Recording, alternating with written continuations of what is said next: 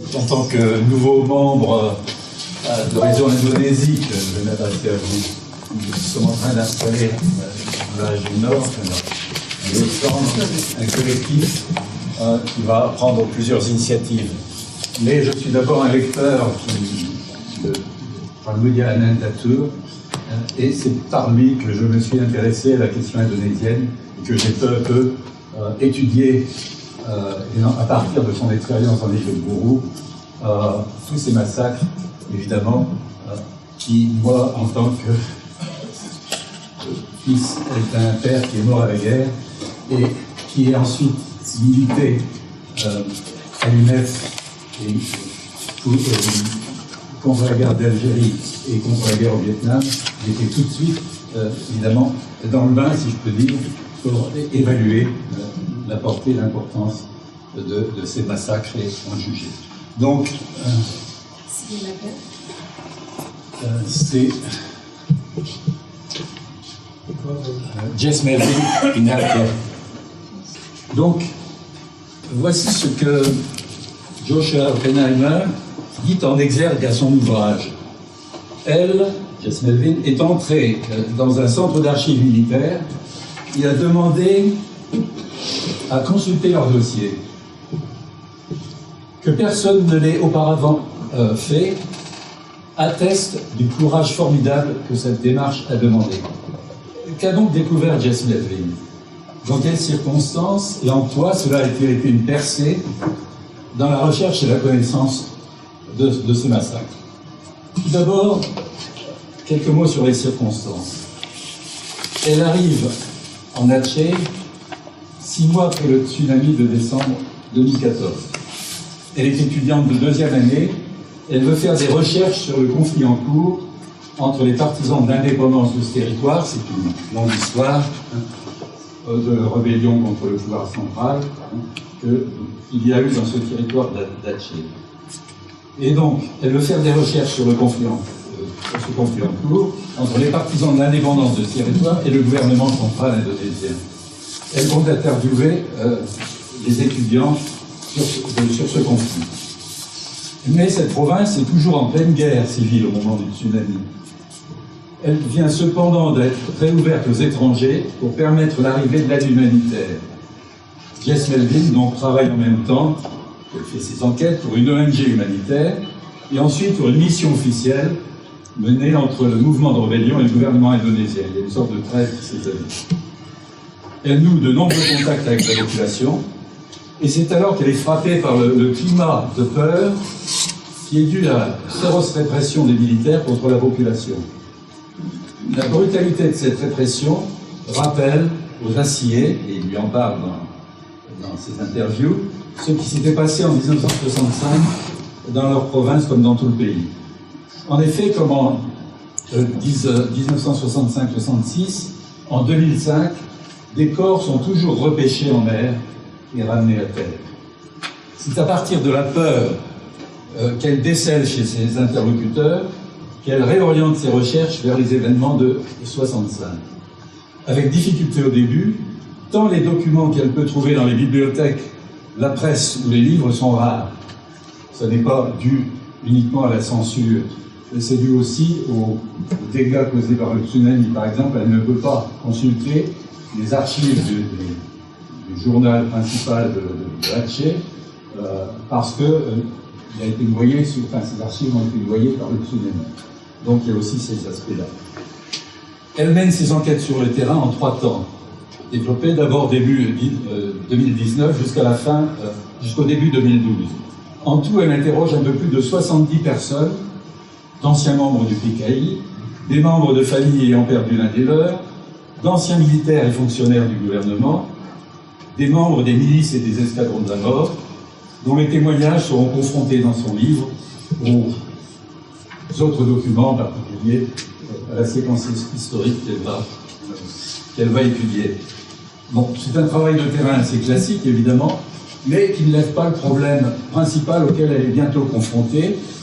Quel est le rôle exact et quelle est la part de responsabilité des militaires dans la répression et les crimes de masse dont on lui parle? La première avancée survient quand elle reçoit, début 2010, un document photocopié. Elle reçoit un document photocopié que lui envoie Douglas Kamen, un chercheur indonésien. Ce document comporte 250 pages sous le titre « Rapport complet de l'année 1965 ». Il est rédigé par le commandement militaire d'Aceh et signé du commandant des forces armées d'Aceh, Juarza. Ce commandant est une des chevilles, je dirais pas ouvrières, mais mortifères, donc une des chevilles mortifères de la répression en Aceh, que l'on retrouve dans plusieurs chapitres du livre, comme organisateur de la répression du PKI et d'autres organisations affiliées ou sympathisantes, qui sont les laquais du PKI selon le terme convenu. Ce rapport détaille en 89 pages la campagne d'annihilation aussi du PKI dans cette province, avec un ensemble de pièces annexes, la carte des morts, qui donne évidemment ce qui s'est passé dans la première partie de la répression, première partie après le 1er octobre 65 en Aceh. Vous voyez dans les cercles, il y a le nombre de tués qui se sont produits là, surtout dans les premières phases de la répression, au moment des grands meetings de mobilisation et de fanatisation du peuple indonésien pour qu'il se lance à la chasse du PKI. Donc, si vous passez à la suivante, vous voyez le tableau de chasse. Hein, il y a d'octobre à décembre, il y a 1941 individus, personnes qui sont tuées, et par secteur, vous voyez, la comptabilité est établie par secteur. Voilà le genre de document qu'elle va trouver et exploiter, évidemment, dans son analyse. Donc, voilà, il y a donc une carte des morts, un tableau des résultats de l'annihilation de Geshtok en 65. Geshtok, c'est pas Gestapo, mais c'est l'organisation du 1er octobre. Pour Sukarno, par exemple, c'était pas le 30 septembre où le coup avait commencé, mais c'était le 1er octobre. Voilà, donc, il y a des tableaux des militaires responsables des opérations menées au niveau provincial jusqu'au niveau du village, des tableaux d'effectifs militaires engagés à chaque niveau, des tableaux d'armes distribuées, d'autres sur les effectifs des milices mis à disposition de chaque unité militaire aux différents étages, hein, depuis la province jusqu'au village. Mieux encore, ce rapport inclut 21 pages dénommées « Chronologie des événements en relation avec le mouvement du 30 septembre dans la province d'Aceh », soit un compte-rendu jour par jour et quelquefois heure par heure, dans certaines journées, de ces événements du 1er octobre au 22 décembre 65. Moment où là, il va y avoir un arrêt enfin un arrêt. Disons, l'armée va prendre la décision de ne plus continuer les massacres, disons, indiscriminés, mais va essayer ensuite de sélectionner plus. Il y a donc là un historique et une comptabilité complète des opérations menées par les militaires et donc des preuves tangibles, et ça c'est important, d'une organisation et d'un contrôle des massacres par l'armée, et bientôt des preuves tangibles de la préparation de ce qu'elle nommera un génocide au terme de ses travaux, une volonté de détruire un groupe cible qui va bientôt déborder largement le G30S, c'est-à-dire le mouvement du 30 septembre, et le Parti communiste, désigné comme première cible. La seconde avancée dans ses recherches se produit fin 2011, lors de sa dernière enquête, lorsqu'elle décide de s'adresser aux archives. J'ai mentionné ce que Joshua Oppenheimer en dit. Donc, les archives gouvernementales d'Aceh, qui sont situées dans l'ex-siège du service de renseignement indonésien, dans la capitale de la province, Banda Aceh.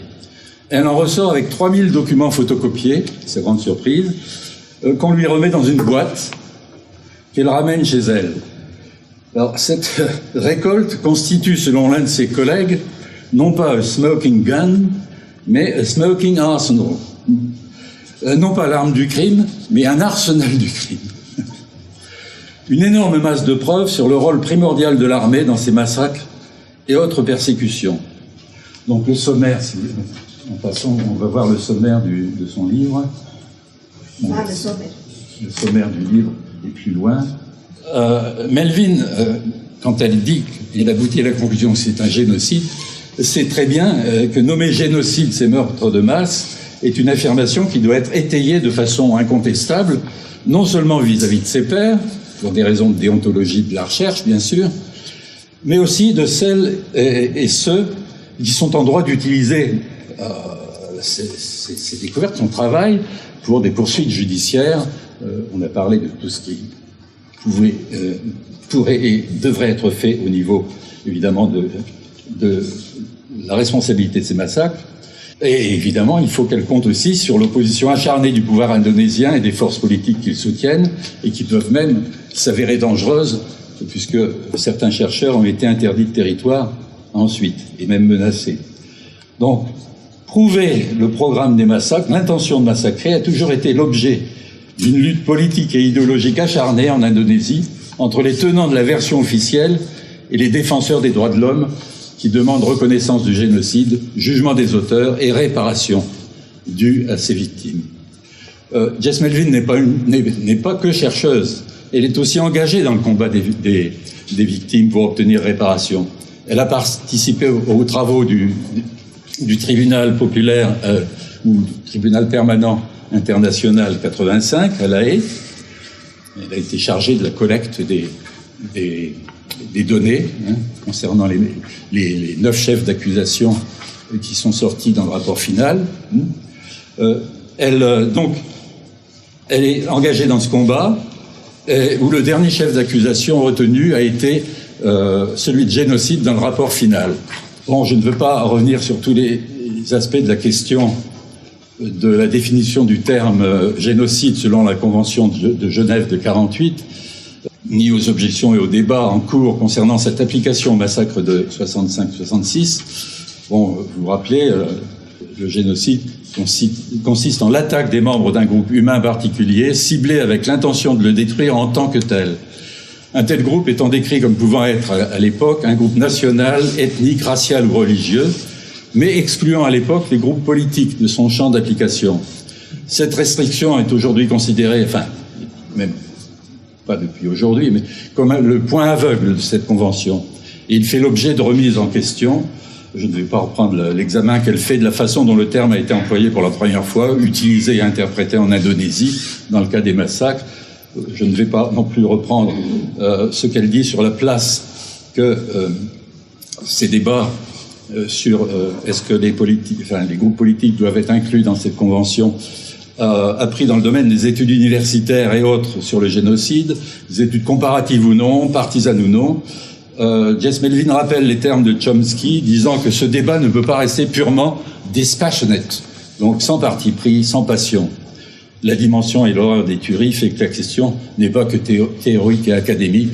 On parlait de l'implication des chercheurs dans le combat aussi, ou des historiens qui ne peuvent pas laisser neutres et qui doivent refuser l'injonction à se cantonner au domaine académique. Voilà. Alors, tous les commentateurs de ces événements n'ont pu ignorer l'intervention des militaires. Que ces derniers aient encouragé ces massacres selon certains, les aient modérés et contrôlés pour d'autres, ou préparés et exécutés seuls ou avec la participation de la population, le problème essentiel pour les historiens et les chercheurs, comme pour les militants des droits humains, des droits civiques, est celui de la preuve. Ce qu'elle analyse dans une partie de son ouvrage, ce qu'elle présente comme « the evidence problem », le problème de trouver des preuves.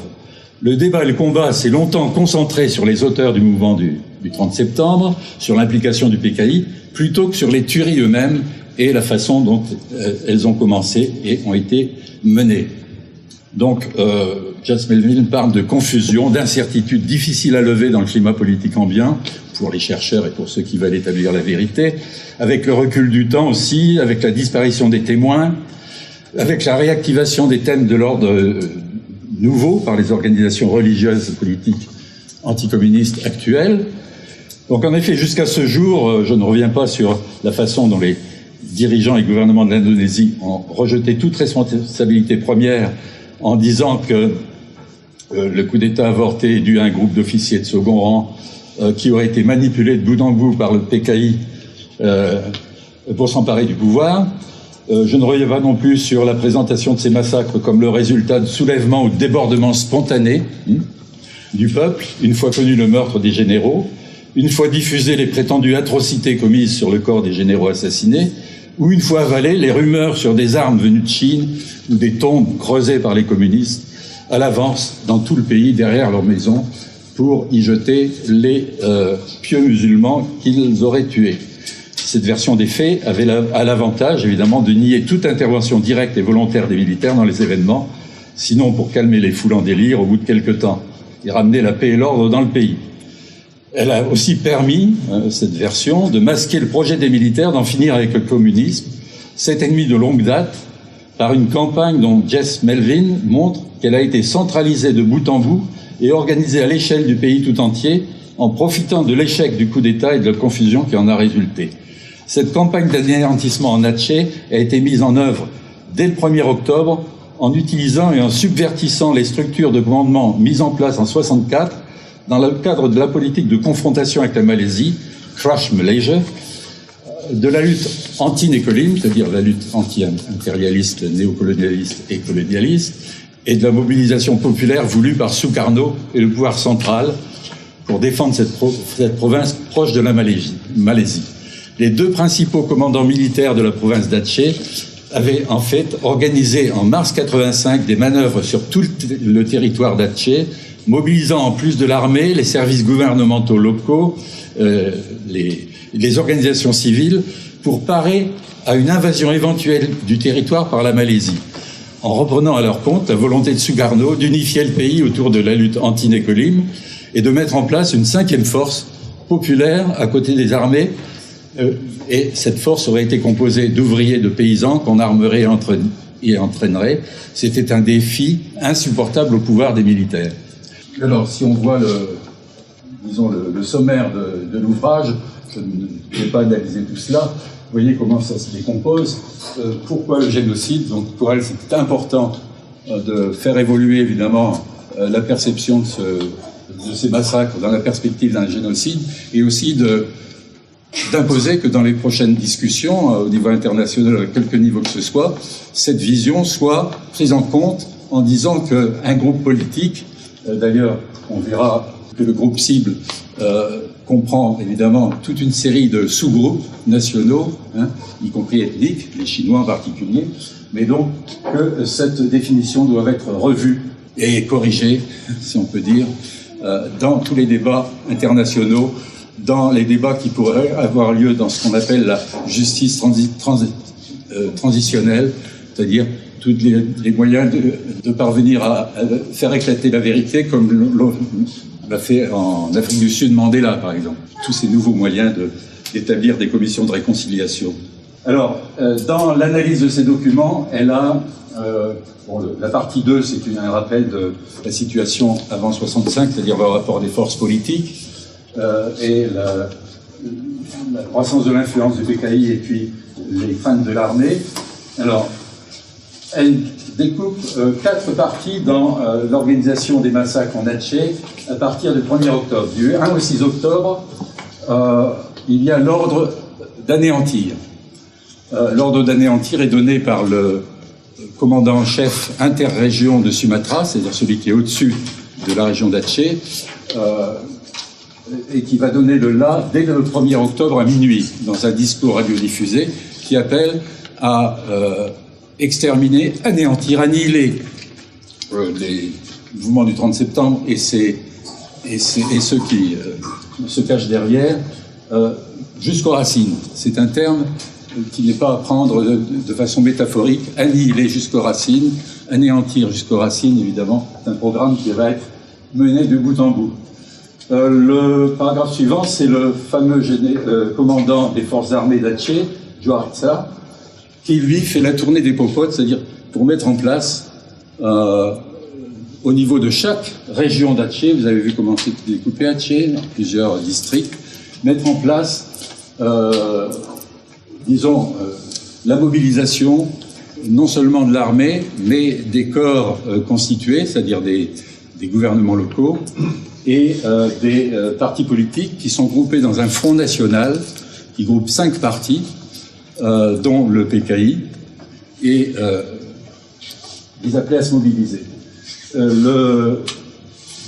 La partie suivante, du 7 au 13 octobre, c'est à partir de ces réunions qui sont convoquées quasiment dans tous les grands centres d'Atché, de réunir les masses, le peuple, dans de grands meetings publics, au cours desquels, évidemment, les discours les plus incendiaires sont prononcés pour lancer la chasse au PKI, c'est-à-dire aux communistes. Donc ceci va durer du 7 au 13 octobre, où il y aura surtout les tueries dont le décompte vous a été montré dans le tableau précédent.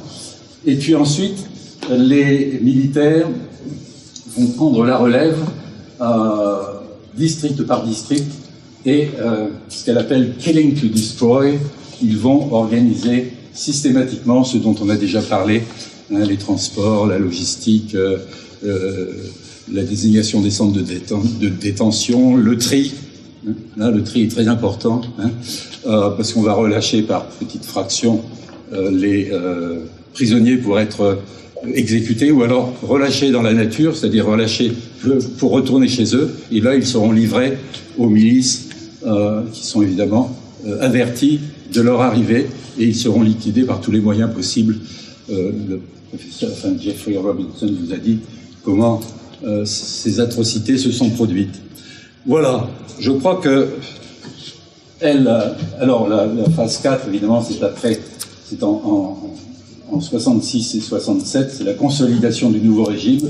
Bon, en Atché, ça se marque par de la violence contre les Chinois, de la violence contre les Chinois, qui est une sorte de retour de massacre et de chasse chinois, qu'ils soient d'ailleurs pro-Pékin. Au début, c'était les premiers visés, et ensuite, ceux qui étaient pour le Kuomintang et qui s'étaient établis en Indonésie vont être également considérés comme des ennemis comme les autres.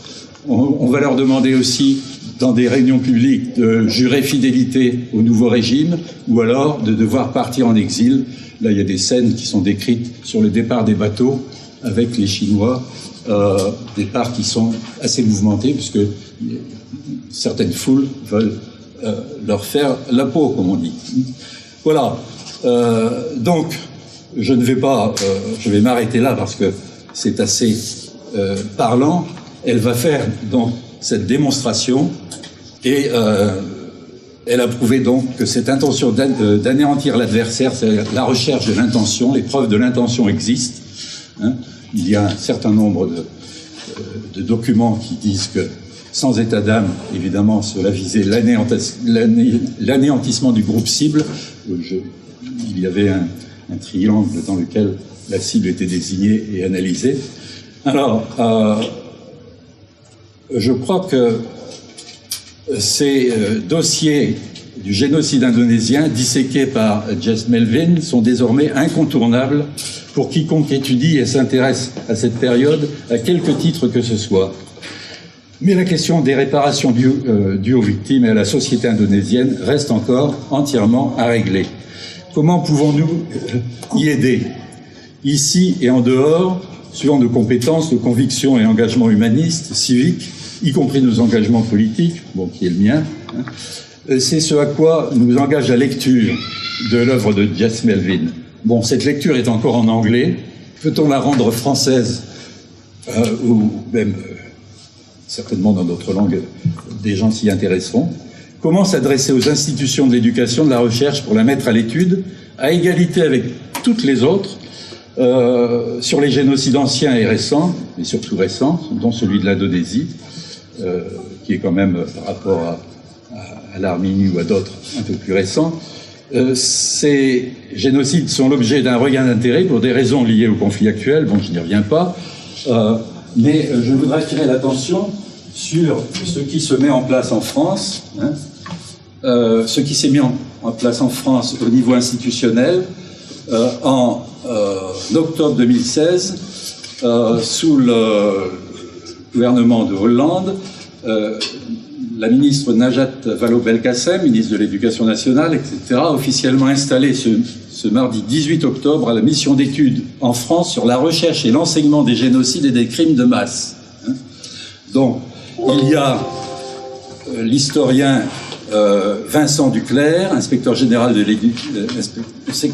l'Éducation nationale, qui préside à ces travaux. Il y a un tas de institutions françaises qui sont mentionnées avec les noms des gens qui sont sollicités dans ces travaux, mais rien sur l'Indonésie, rien sur l'étude du cas indonésien. Or, cette mission n'a pas été supprimée par le nouveau ministre Blanquer. Au contraire, le rapport de la mission d'études en France sur la recherche et l'enseignement des génocides et des crimes de masse a été remis le 15 février 2018, donc il y a très peu de temps, au ministre de la Recherche Frédéric Vidal, de l'Éducation nationale Jean-Marie Blanquer, président de la République Emmanuel Macron. C'est le résultat de 20 mois de travail par une équipe internationale de 64 chercheurs et professeurs. Donc, il y a quand même une somme de travaux qui a été effectuée. Il y a le résumé du rapport. Alors, l'objectif, c'était, dans la lettre ministérielle de 2016, signée par Madame Najat Vallaud-Belkacem, une approche nationale dans le cadre d'une commande publique est-elle légitime et nécessaire au regard des enjeux scientifiques internationaux qu'impliquent les génocides, les crimes de masse et les violences extrêmes, confrontés à des objets qui mettent au défi la connaissance humaine, requérant alors de la morale, de la mémoire, requérant alors l'autorité de la morale, de la mémoire, du droit. La recherche peut-elle aboutir à des savoirs stables et transmissibles? Doit-on attendre de la connaissance l'émergence d'une conscience et d'une responsabilité individuelle, aussi bien que collective, face à l'inhumanité? Voilà un beau programme. Il ne faudrait pas, évidemment, que ça reste lettre morte. Et c'est pour cela que je pense que nous sommes réunis ici. Merci, j'ai été peut-être trop long, il fallait me le dire.